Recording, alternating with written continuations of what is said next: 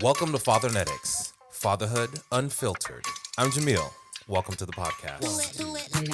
You could never find somebody do it like me. I'ma turn it all the way up, cause it kamikaze. Go ahead and try, baby, you are gonna see that you'll never ever find. Welcome, everyone. I'm Alex, and today we've got Jameel Mayers with us. His new book, Paper Cradles, is officially out today at Barnes & Noble and everywhere books are sold.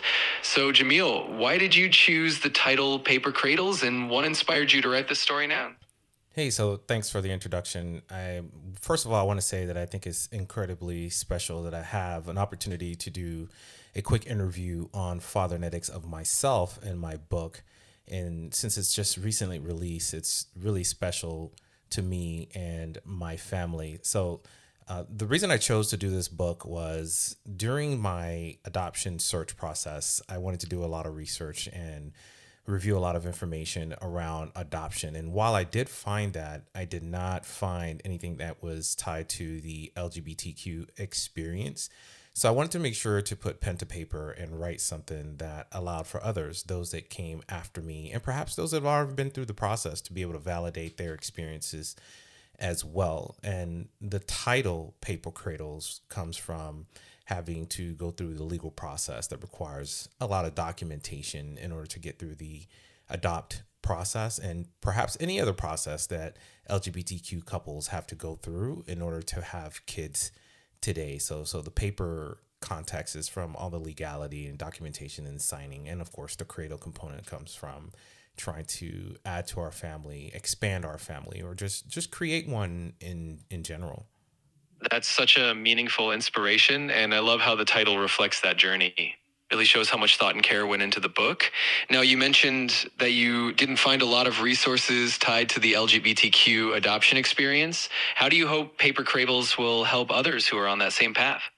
Well, I'm hoping those that are really thinking of creating a family or getting on that journey through whatever means have an opportunity to, search online or through whatever means are necessary and find this book and be able to say, I see myself in this journey, or I see myself, close to this journey. Of course, everyone's experience is a little bit different, but the more we have opportunities to write books and add to the ether, if you will, it allows more people to find that type of context and be able to understand at least a little bit what that experience is like, and certainly to better understand if their experience is unique, different, has the same obstacles, or perhaps is more successful than ours was. I love that perspective. It's so important for people to see themselves in stories and know they're not alone. Your book is definitely going to resonate with a lot of readers out there. And speaking of obstacles, you shared some really memorable moments in the book, like that first foster class you attended. How did that initial experience shape your understanding of what was to come? I think that on the surface, we knew we had to go through and get licensed and certified and go through classes. But I think the content of those classes was always a surprise, right? All the items that we covered, everything they tried to prepare us for and make sure that we were really interested in the process was a new experience to us, and something that I document in the book as well. But I am grateful for the course. It did its best to prepare us, right? You can't cover every situation. You certainly can't cover the emotional part of this journey, but they did their darndest, if you will. I have kids, so I speak like that, but they did their very best to make sure that we were equipped with the knowledge and the strength to at least start the process. That definitely sounds like it was an eye-opening experience. And I can imagine that kind of preparation, even if it can't cover everything, is so valuable. It's clear that you and Nick were really dedicated from the start. I love that you documented all of that in the book because it gives people a real sense of what to expect. And I think it's that honesty and that genuine look into the process that really makes Paper Cradles stand out. It's going to be such a valuable resource for so many people.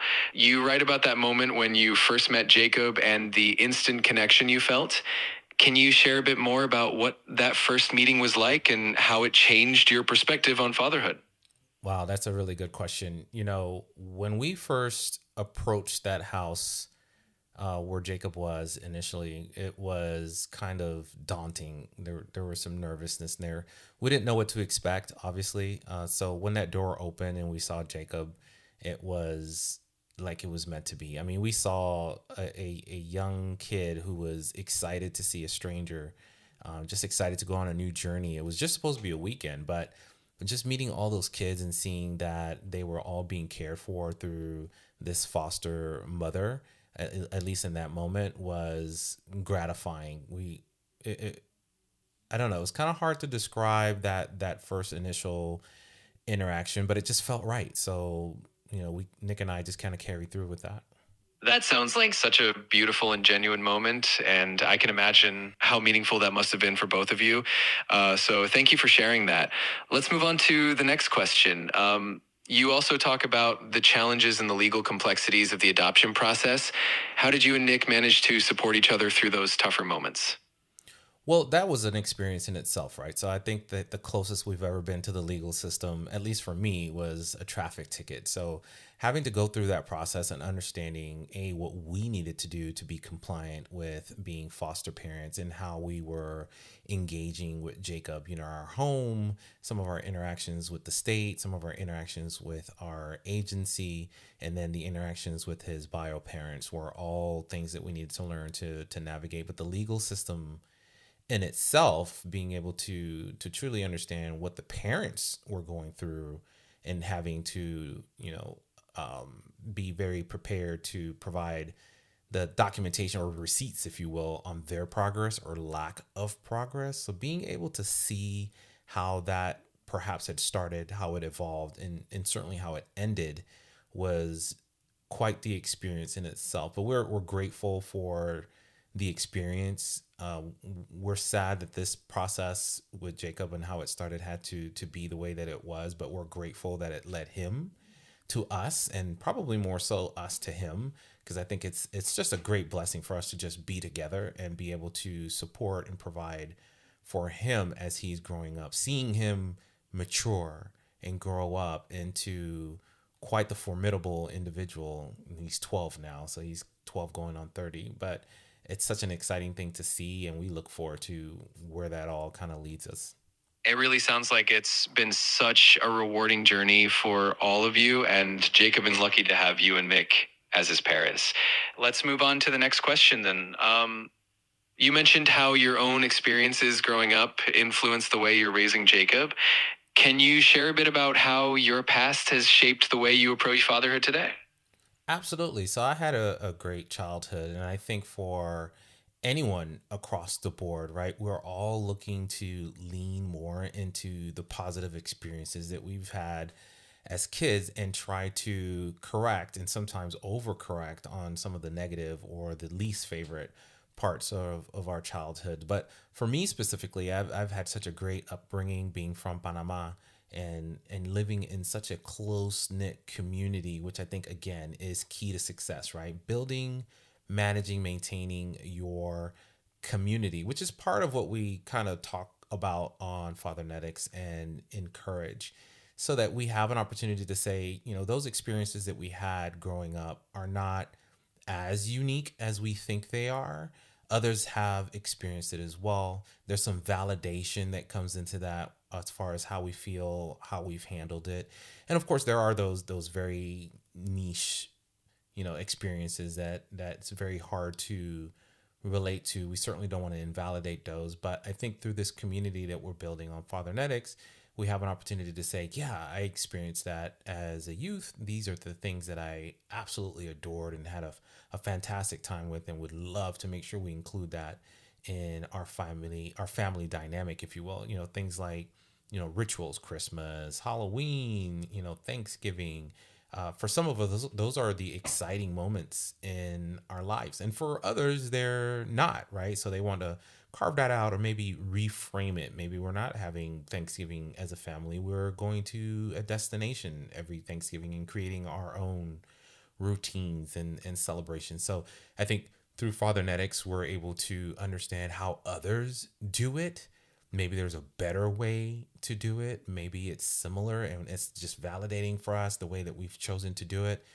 The gay and LGBTQ experience is such a meandering path, right? That we're all taking, and it starts and ends so differently for each individual. I just want to make sure we all have an opportunity to voice that, and I certainly encourage those that are interested in providing voice on Fathernetics to reach out. I am always interested in hearing different perspectives from fathers, dads, uncles, brothers, anyone who is in a fatherhood capacity and mentorship capacity. And sometimes that includes women, right? There are some components of fatherhood that single moms have to take on, or aunts have to take on, either in the short term or the long term. So, always interested in stories. That's such a beautiful and inclusive perspective. And I love how you're using Fathernetics to create that space for all these different voices and experiences. It's really inspiring. And it's clear that your journey into fatherhood has been shaped by so much love and intentionality. So here's the next question. In Paper Cradles, you highlight some of the most unexpected joys of parenting. Can you share one of those moments that really stands out to you? I think just being able to have experiences relived, right? And what I mean by that is something like Disney. Nick and I have been to Disney so many times. And they were all genuinely exciting and fun times. I love having that time with my husband and experiencing these things firsthand, and being able to put that into our memory. But now having a kid in the mix, and having him go through those experiences with us for the first time. I mean, taking him to Disneyland for the first time and seeing how he experiences it, his eyes light up. He's seeing Mickey, he's seeing all the princesses and the princes, and he's wearing the Disney ears, and going on all the rides, all the things he's seen on TV or on YouTube. He's now able to experience all those moments. Those are the unexpected joys of fatherhood that we tend to cling to in these days. That sounds absolutely magical. And I can imagine how special it is to see those moments through Jacob's eyes. It really brings a whole new layer of joy and excitement. Thanks for sharing that. Let's move on to the next question. In your book, you also touch on the importance of building a supportive community. How did you go about finding and nurturing that community around you and your family? Well, I think it's just a matter of going through life, right? The community that we have now start really with the ties that we have for Jacob and our existing friends. For example, we have some friends that live local to us that are now part of Jacob's community, right? There are adults and kids that interact with him on a regular basis. So we're always looking for people that kind of align with being okay with the fact that we're a modern family. We are same-sex couple that have a kid. We need to make sure that they are okay with that scenario on the grand scale, and then we can work on other items, right? Making sure we're aligned with some of our other goals, and how we want to see Jacob become a good example for someone that should be in the community, right? Being able to have an open mind, accepting of a lot, but still within the boundaries of being respectful, and understanding that everyone is unique and different, and we don't need to share our opinions with everyone, but standing, very tall on the moral ground that we are providing for him. And it kind of expands a little bit with all of the kids and the parents that we come in contact with in his school, right? He has friends, he meets friends, they all have parents, and we try to engage with them on a regular basis and expand our community in that regard. So I think those are the communities that we're building. It sounds like you've created such a thoughtful and supportive circle around your family, which is wonderful. It's really inspiring to hear how intentional you are about building that community for Jacob. Thank you for sharing that. Is there one lesson that stands out the most that you'd want to pass on to other parents who are on a similar journey? Absolutely. I think that we all have a strong desire to know before we get into something. A lot of us are like that, right? We like to do a lot of research before we get into something that's major and serious and kind of life altering.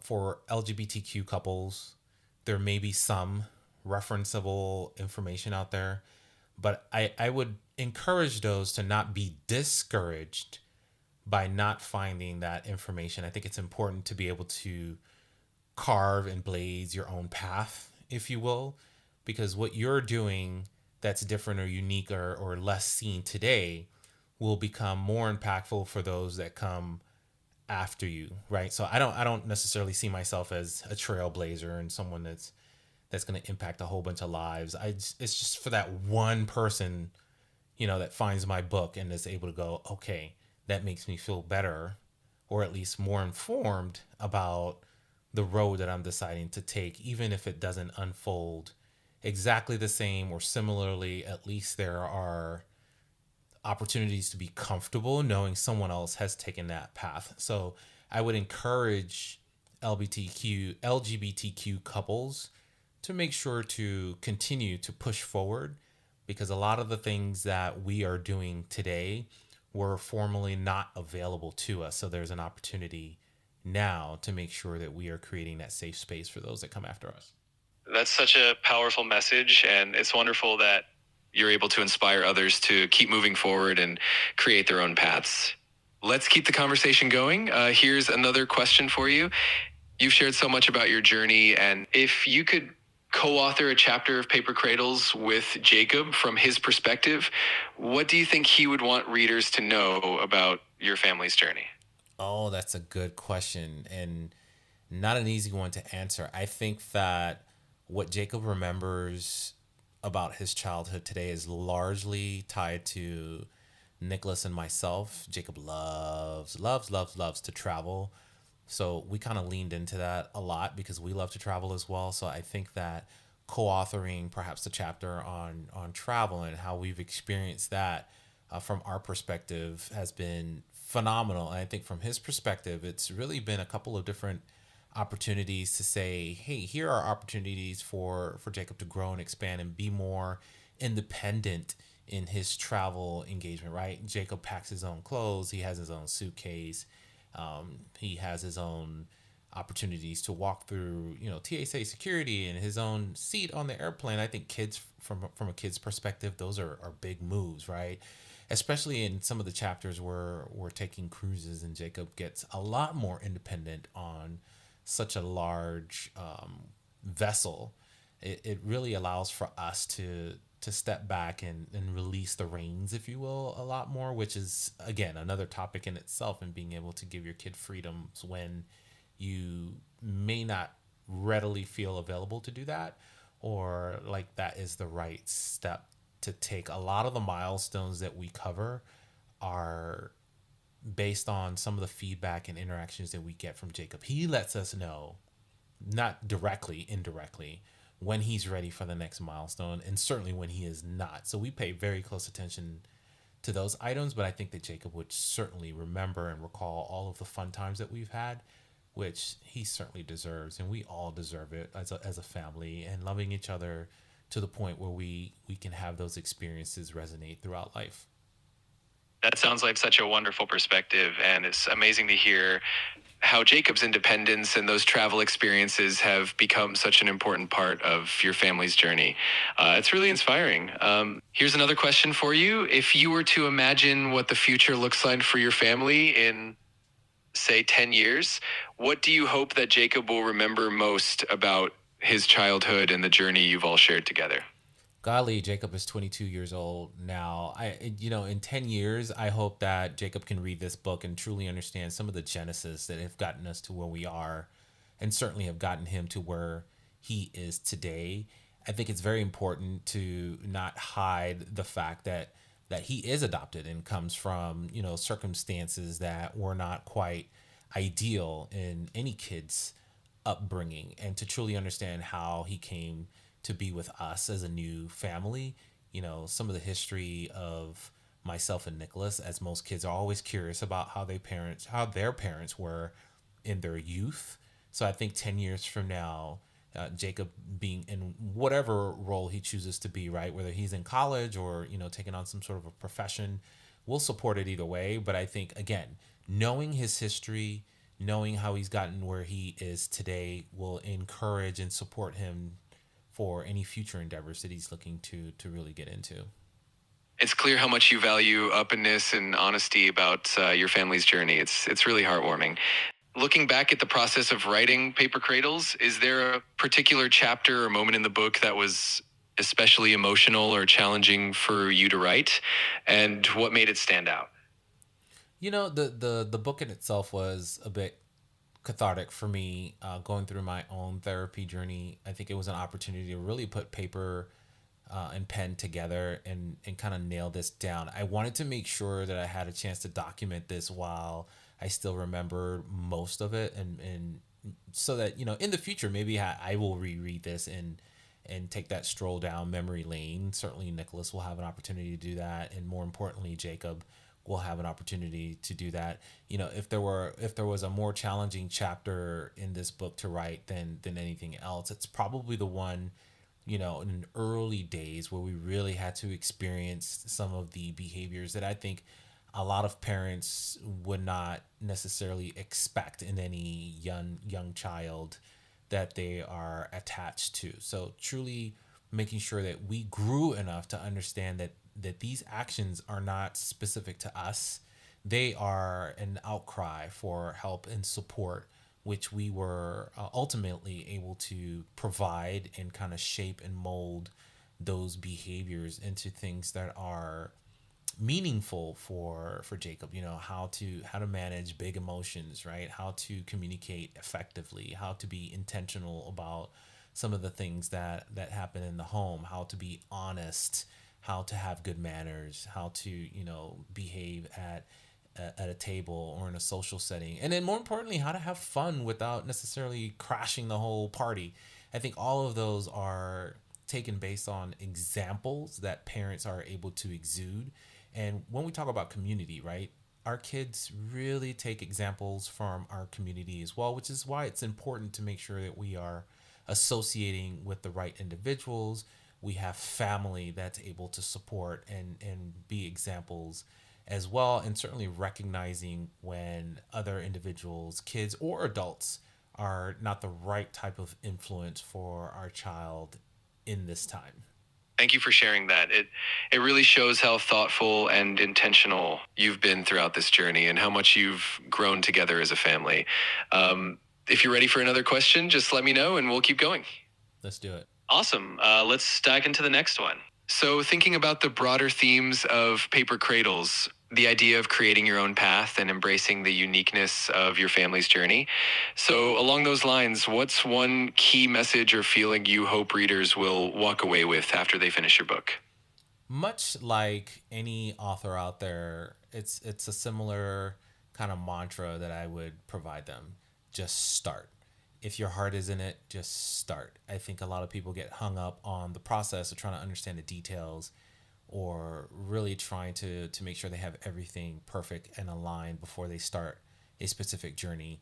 Life is messy. Life is unprepared. Life is organized. Life is good today, bad tomorrow, good the next day. So I think that there will never be a perfect opportunity to start anything in life. You just have to start it and then make sure you're able to take it to the end, or at least be strong enough or willing enough or understanding enough or loving enough to continue through that journey. We'll all falter. We'll all make errors. We will all make bad decisions. But I think the ability to recognize that, correct that, and move forward is the key to success. Well, that brings us to the end of today's episode. If you're looking for a heartfelt, genuine, and inspiring read, Paper Cradles is definitely the book for you. You can find it at Barnes & Noble and wherever books are sold. And if you want to keep up with more stories, insights, and fatherhood journeys, make sure to follow Fathernetics. Thanks for joining us, and until next time, keep embracing the journey.